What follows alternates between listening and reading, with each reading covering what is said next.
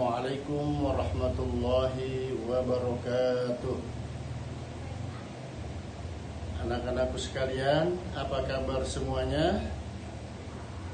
Alhamdulillahirabbil alamin, dalam keadaan sehat walafiat. Yang kita inginkan bersama yaitu sehat walafiat, guna untuk melaksanakan aktivitas kita sehari-hari.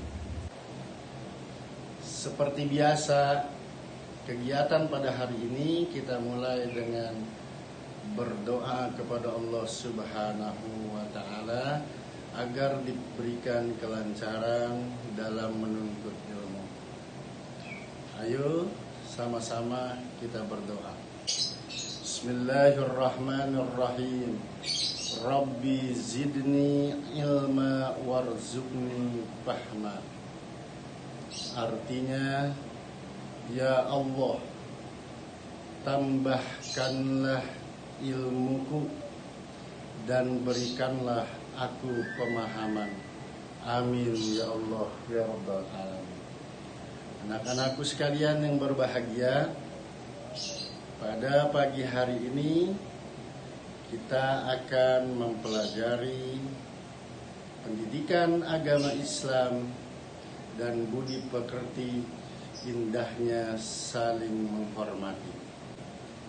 Berkaitan dengan indahnya saling menghormati, dalam Quran surat Al-Kafirun, dengarkan Bapak, nanti praktekan di rumah, baik dari segi makhrajul hurufnya maupun dari segi tajwidnya. Mengapa di dalam Al-Quran kita senantiasa melaksanakan atau membaca dengan tartil sesuai dengan ilmu tajwid, sebagaimana disabdakan oleh Rasulullah sallallahu alaihi wasallam, warattilil Qur'ana tartila. Bacalah olehmu dengan tartil, dengan baik, dengan indah. Maka dari itulah perhatikan bunyi surah Al-Kafirun berikut ini.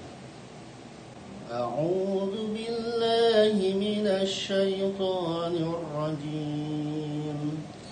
Bismillahirrahmanirrahim. Qul ya ayyuhal kafirun la a'budu ma ta'budun wa la antum 'abiduna ma a'budu wa la ana 'abidun ma 'abadtum wa la antum 'abiduna ma a'budu lakum dinukum waliyadin. Sadaqallahul azim. Baiklah anak-anak, sekarang kita akan mempelajari Quran surat Al-Kafirun. Al-Kafirun artinya orang-orang kafir.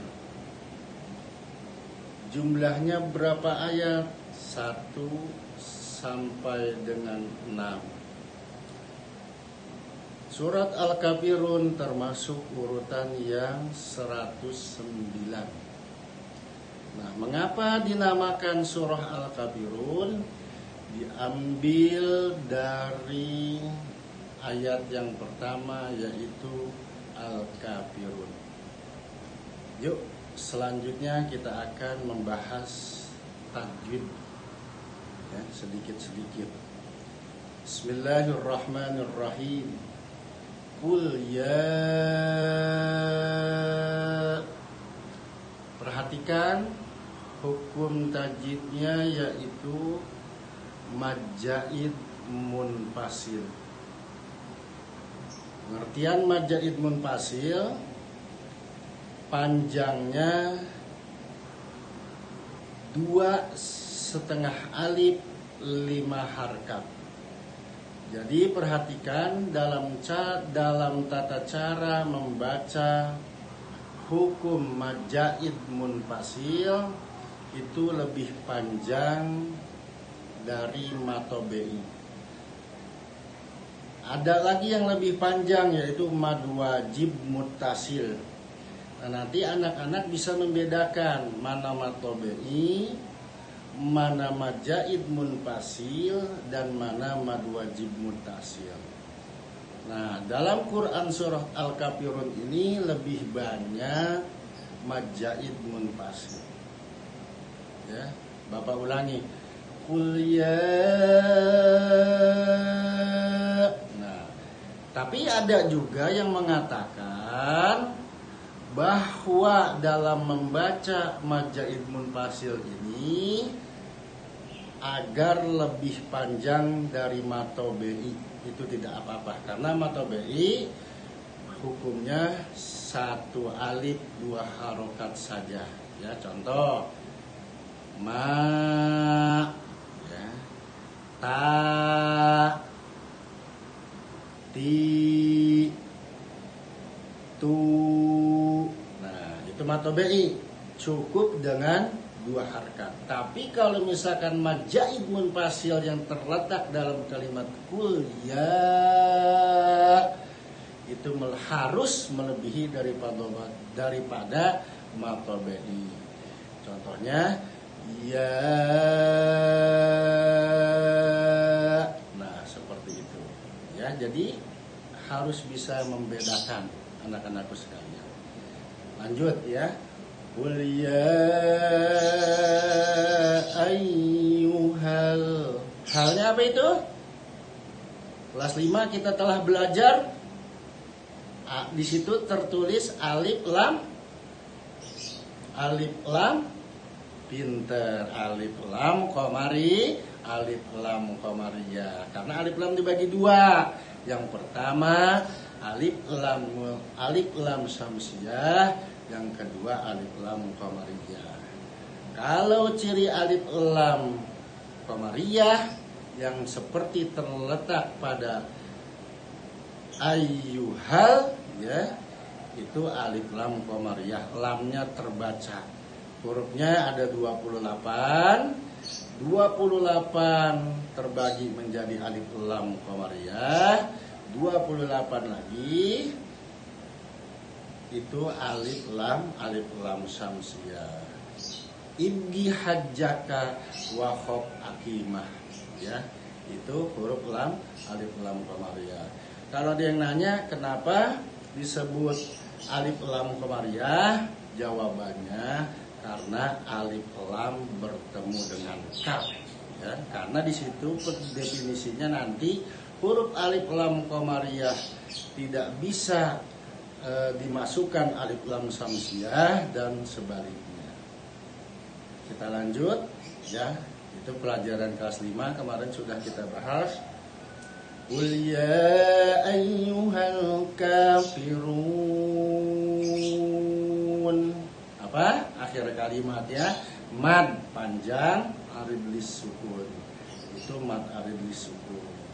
Itu kalau diwakofkan. Tapi kalau tidak diwakofkan, maka gugurlah mad arid lis sukun, karena disambung atau diwasol. Nah, kembali lagi ya. Nah, itu cara membacanya dengan tartil, dengan baik. Karena dan juga hiasilah Quran dengan suaramu. Maka baca Quran itu harus dengan baik juga, suaranya sunnah. Kita pelajari. Oke? Ya. Nah, kita bahas lagi surah Al-Kafirun. Baiklah anak-anak, kita akan membacakan artinya sama-sama, ya. Bismillahirrahmanirrahim. Artinya dengan menyebut nama Allah yang Maha Pengasih, lagi Maha Penyayang. Pintar. Qul ya ayyuhal kafirun. Katakanlah Muhammad, wahai orang-orang kafir. La a'budu ma ta'budun. Aku tidak akan menyembah apa yang kamu sembah.